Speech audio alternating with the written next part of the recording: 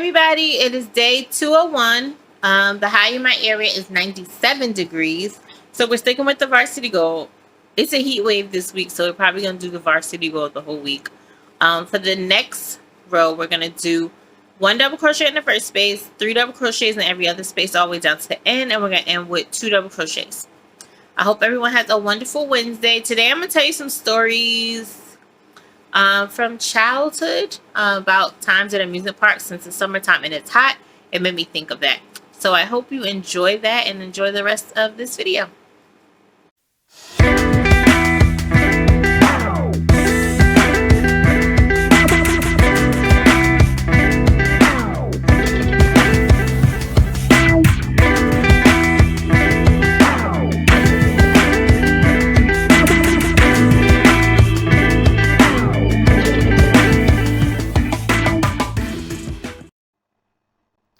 It's summertime and I've been reminiscing about my favorite summer experiences.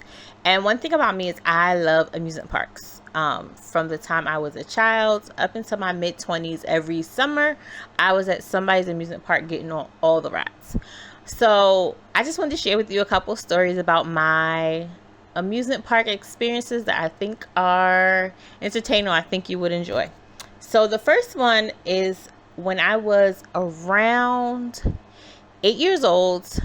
I'm not very tall. I'm 5'4" now. So just imagine I was a tiny little 8-year-old and I would get on all the rides at the kiddie amusement parks. But this one summer, I wanted to get on the big kid rides.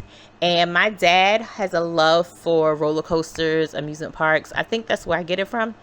And so he would always take us to amusement parks and he would take us on all the kiddie rides. And then he would sneak off by himself and then he would get on like a roller coaster or two.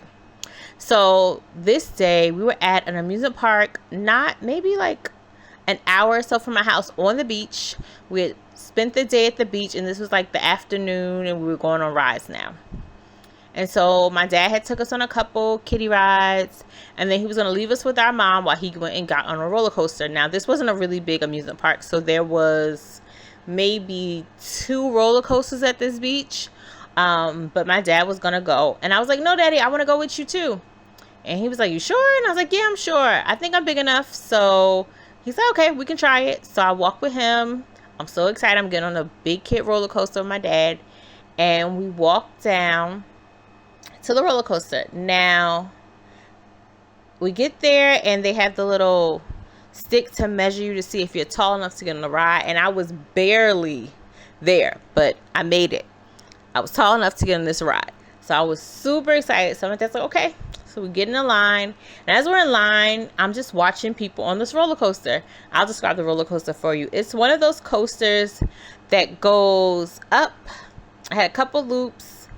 And it goes up really fast. And then you come back down the same way backwards. And I think for this ride, it did that twice.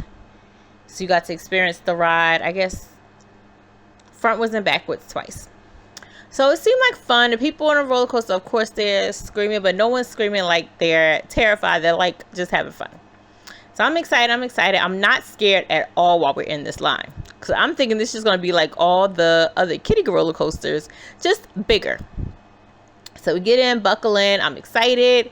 Sit next to my dad. We're having a good time. It starts off slow and I am good. There's no issues. But this roller coaster is on the boardwalk. So as you go off, you start the ride.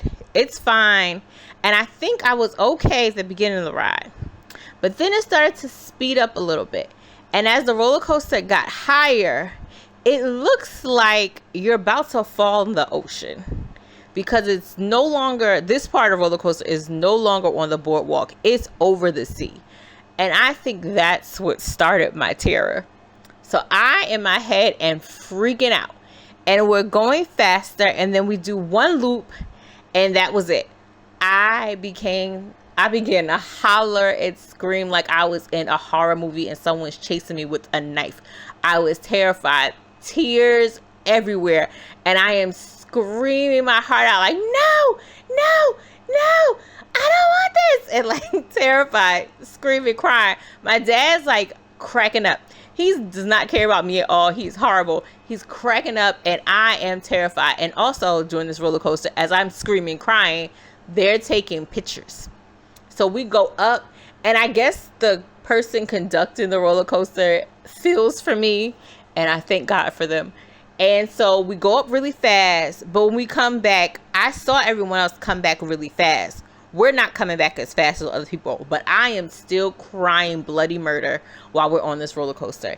And we come back down, and I am bawling my eyes out, and the conductor unlatches the seat so me and my dad can get off. And he's a good sport, so the line wasn't really long, I don't think, behind us. He restraps everyone else in their seat, and I think maybe added 2 people in me and my dad's seat, and he lets them go through the full ride. So we leave this ride. As we're walking out, I am still crying. My dad's like, you're okay, you're okay. We're off the ride, we're off the ride. I am crying, I'm terrified. Any good parent would just walk away from the ride. Not my dad. He goes, we're going out the exit. You get to look at the pictures of yourself on this ride. And we're looking at the pictures. Everyone else's picture on this roller coaster, they are smiling. They are happy. Everything. We look at my picture. I am bawling my eyes out, and my mouth is wide open with screaming, and you can see the tears running down my face. My dad's sitting next to me in his picture, and he is smiling. Any good parent would just walk away and like, oh, it's okay, we'll try again later. My dad buys this picture. And if I had this picture at my house, I would insert this in the video, but I don't have this picture, and I was just look like a terrified little girl next to a very happy father. So that was my first experience on a big kid roller coaster, and I was terrified. But luckily, I broke out of that, and probably the next summer, I was getting on roller coasters with no problem. The second experience I had was when I was a teenager. I used to go to Six Flags all the time with my family, and then I got old enough to just take myself to Six Flags, and I would just go with my friends. And we got out of high school, or at least my high school, before everyone else in my area. So I went to a Catholic school.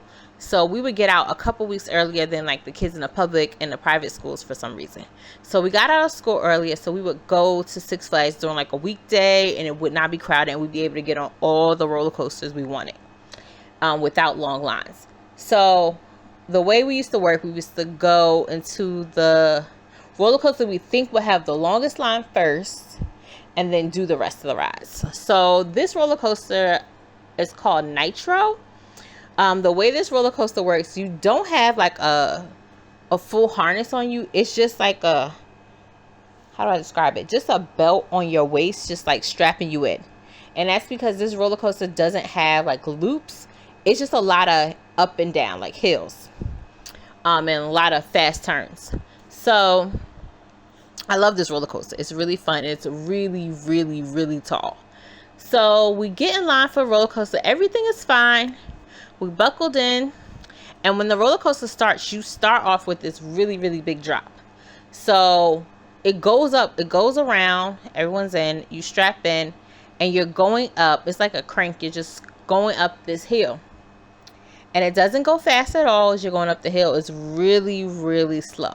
So it eases you in like a good sense of security, like ride's not going to be that bad. So as we're going up, we're fine.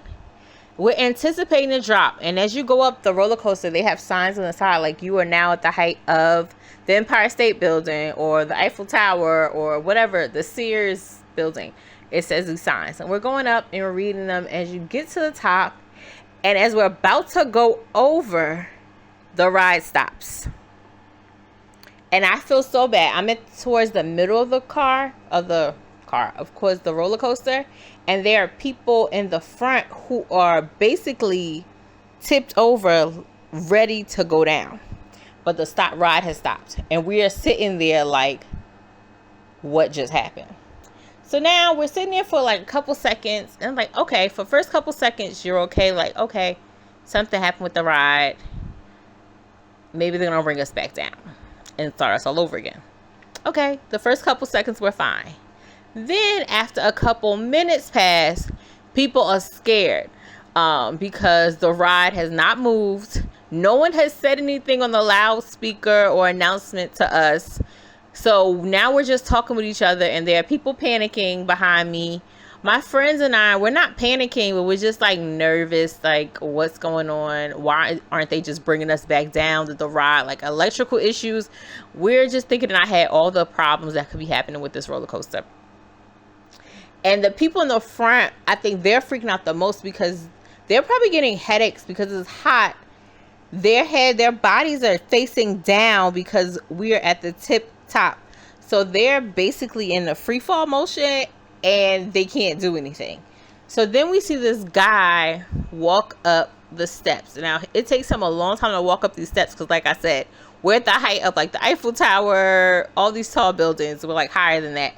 So he walks up and he just checking us out. People asking him questions like, are you guys going to put us back down? What's going to happen? What are you going to do? He's not answering anybody's question. He's just looking around at the ride, just checking out bolts. And then he says like something not very reassuring, just like, we'll get you figured out soon, or something blanketed, not like in-depth statement.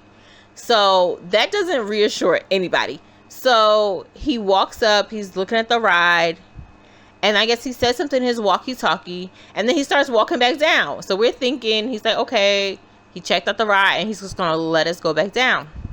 Nope.